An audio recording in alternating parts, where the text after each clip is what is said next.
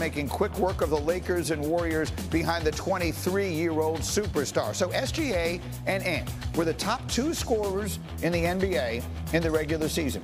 This is the 5th time the top 2 players in total points will face off in the conference finals or the NBA finals. It's the first time in 10 years since James Harden and Steph Curry met in the conference final in 2015. Here's Stephen A. on what this means for the Ant-Man.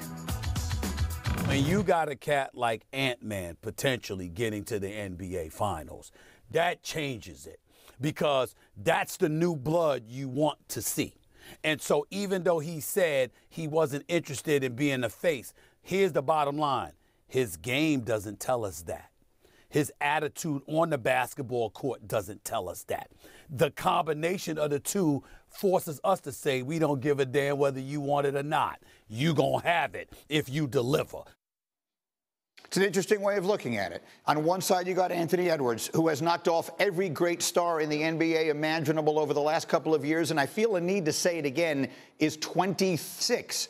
Could one argue, Alan, that whoever it is that emerges from this and goes on to the finals, or they win the championship, that guy becomes the guy in the league? Yeah, the guy. 6.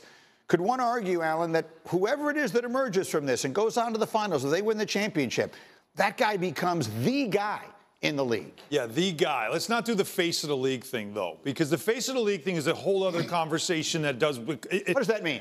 Face of the league is like LeBron James. It's the brand. It's everybody in the country, even people who don't follow basketball, knows who this guy is and wants to know more about him. You don't think Ant-Man could be that if he wins a championship? He doesn't want that, and if he doesn't want that, he's not going to be the guy that wants to be the brand. So you leave him alone. Now, does it mean, though, that he becomes the next one when it comes to stars in this league? I think it does. I think for him and what he's done at such a young age and in the compelling way he does it, I think that's the thing that really starts to elevate him into the status of the elite players in the league. And by the way, him doing it while also really reminding us physically of Michael Jordan, there is something special to that, Marcus. So I do think this is a huge series for him when it comes to that. Look, you guys know. The players in the league know who the guy is, right? If Anthony, let's use him to start. We'll get to SGA, but let's use him to start. And it says they're win West. I think I would take it a step farther. They've got to win the title. If Anthony Edwards leads the Timberwolves to a championship, will the guys in the NBA say, yep, he's the guy. He's the next great one? To be honest, I think they're already saying that. Like, his resume up until now, right, of the guys he's eliminated in the playoffs, and it's bigger than SGA. Let's be clear. Take a look at it. He's going to put it up for you right now. Look at so to me, I think he's already the guy. This steps just cements him as the best player in the league, but I don't think it's the face of the NBA. What'd you call in our meeting this morning?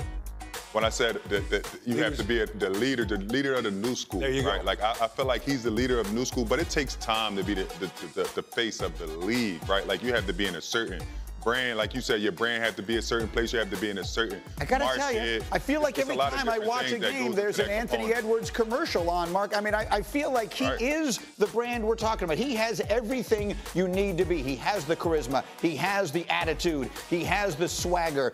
I kind of like the idea of him saying, I don't want to be the face. You know what? Most people who say they don't want to be the face of the league are really saying, I'd like to be the face of the league, and I just don't want to say. He's playing hard to get? I want to be the face of the league. He's playing hard to get? I think there's a lot that comes with that, though. There's a lot of responsibility that comes with that. There's a little more corporate kind of personality that comes with it. I don't think he's any of that. You said it again in the meeting. I'm going to use all of your notes from this morning. Charles Barkley, it's a great example.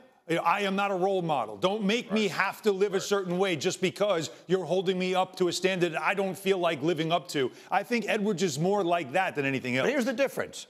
At no point, and I say this with nothing but the utmost respect for Charles, I believe he would say this, there was no moment in time when he was the best player in the world. He was a great player. He was a first ballot Hall of Famer, all top set, all that. There was no moment in time when you said Charles Barkley is the best player in the league.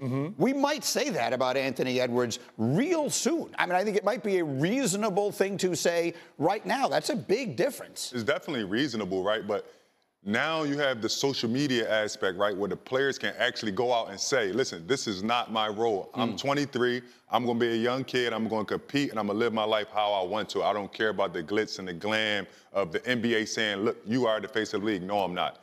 At least not right now. Right, I think he will eventually grow into it and settle into being like, okay, I'm more mature. I want to be the face of the NBA. But as we speak right now, he's not the face of the NBA because you still have LeBron and Steph Curry. Yeah, look, And that's the most important part. Is those guys are still. And when Michael Jordan was coming up, there was still Bird and Magic and those guys still in the league, so it wasn't yet his turn. Exactly. But once it became his turn, once he matured into it, then it became more natural. By the way, he also has to get through the car wash that is the defense of the Thunder. For sure. They've got a bunch of guys to throw at him, and there's going to be brushes and all kinds of soap being thrown at him. Wherever he goes on the floor, he's going to be covered, and that's going to be the most difficult. That's why it starts with if.